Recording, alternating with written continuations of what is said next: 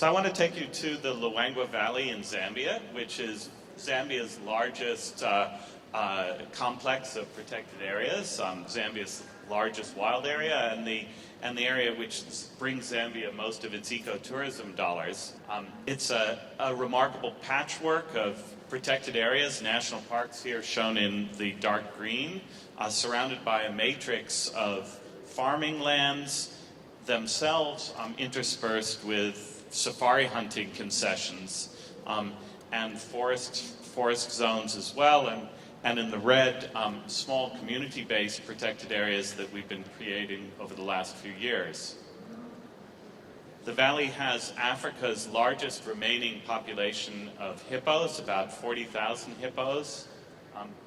It also has Zambia's largest remaining population of elephants, about 7,000 elephants. And although there has been some upscale in elephant poaching due to the crisis over the last few years, this elephant population is still one of the healthier elephant populations in eastern, southern, and central Africa.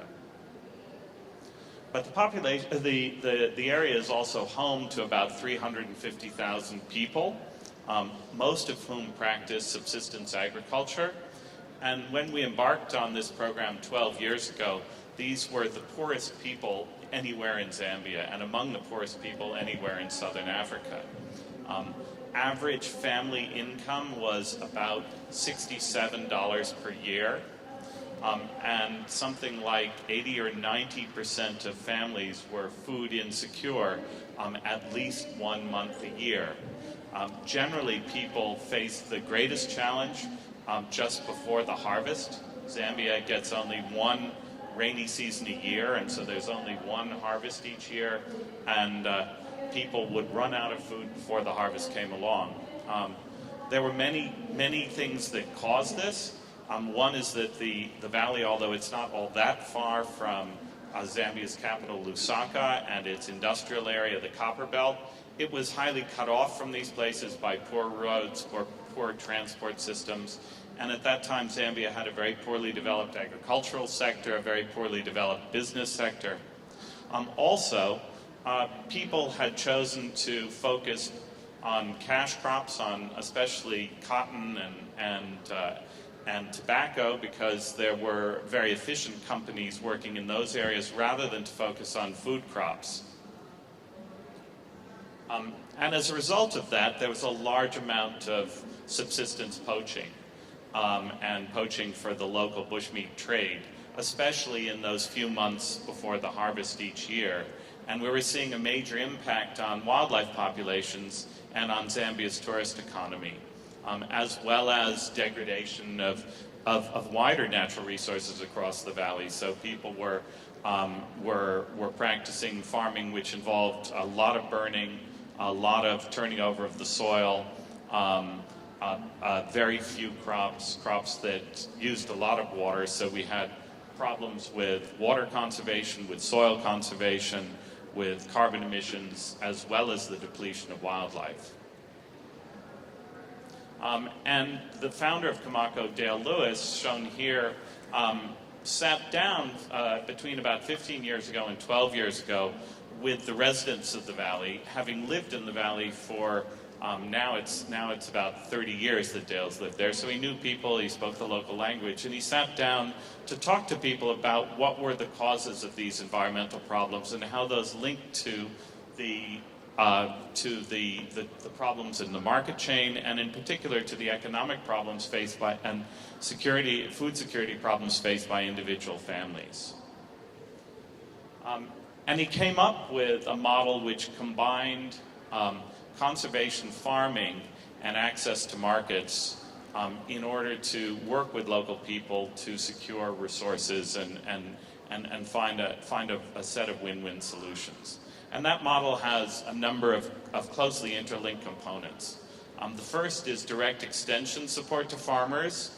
The program has grown and grown, and we now have just under 80,000 households are members of COMACO, and they receive conservation farming lessons. They receive agricultural inputs such as seeds, not pesticides or fertilizers, but they receive seeds with an emphasis on seeds which they can replenish themselves, not hybrid seeds that they would have to purchase every single year.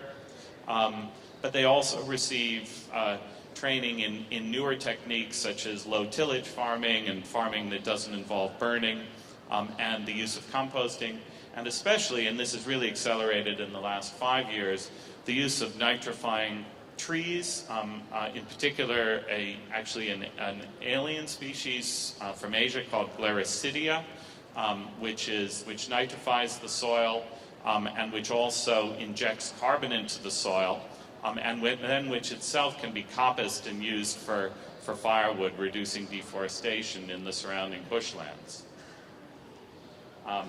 But at the core of the program is a series of depots running all around the valley. We're now up to, I think, 37 depots. This is one of them, where crops can be brought and bulked together, overcoming the challenges of transport within the valley. Dale and the COMACO team also recognized that it wasn't enough just to be involved in the agricultural extension side, because there were major gaps in the supply chain that ran through Zambia's poor available systems for food production. And so this COMACO ended up developing into a food production company, focusing especially on rice and peanut butter and honey. And then, in order to reap the full benefits of this, this nonprofit company created the It's Wild brand, and which has become actually Zambia's largest retail brand for rice, honey, and peanut butter. And this is facilitated by the fact that Zambia, even though it has these large wild areas, also is Africa's most urbanized country, because of its economy's large dependence on copper production. Finally, a really major component of the program has been poacher transformation. So the program has worked with the Zambia Wildlife Authority to identify individuals who are particularly involved in hunting game illegally across the landscape. And rather than lock these people up, it's targeted them to teach them new skills, most especially carpentry and beekeeping, and provided them with inputs and followed through. And up to now, I think over 2,200 people have come through these poacher transformation programs, and over 3/4 of them remain active in the professions in which they've been trained and finding really super livelihoods. The results on the development and food security side have been quite extraordinary. So the average family income across the valley is now about $360 a year, which is still low, but it's a lot better than the $70 a year it was 12 years ago.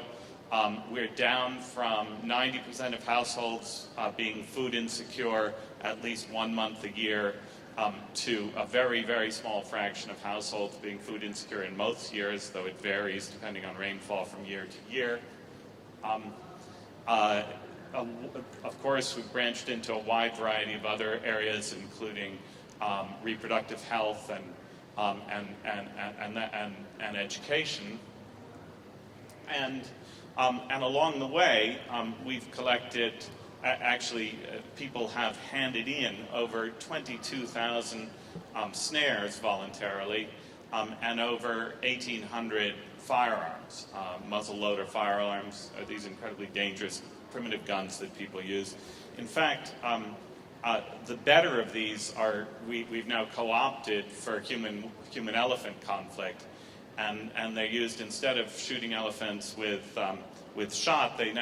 Elephants are now shot in a way which is unpleasant for the elephant but not harmful, with a combination of black powder and chili in order to keep them away from crops. And the result has been a real renaissance of wildlife across the valley. Of the 13 large mammal species in the Luangwa Valley, 9 have statistically significantly increased in population over the last 5 years. As I mentioned, there is some increase in elephant poaching, but it's been drastically less than in the other protected areas of Zambia, such as Kafue. And this win-win has prompted us to look at both geographical expansion across the valley. It's also prompted us to look at programmatic expansion. So we're now getting into RED. We're working with the World Bank on a new RED program, using cook stoves, also zoning, also the creation of these community-based protected areas that I talked about at the beginning.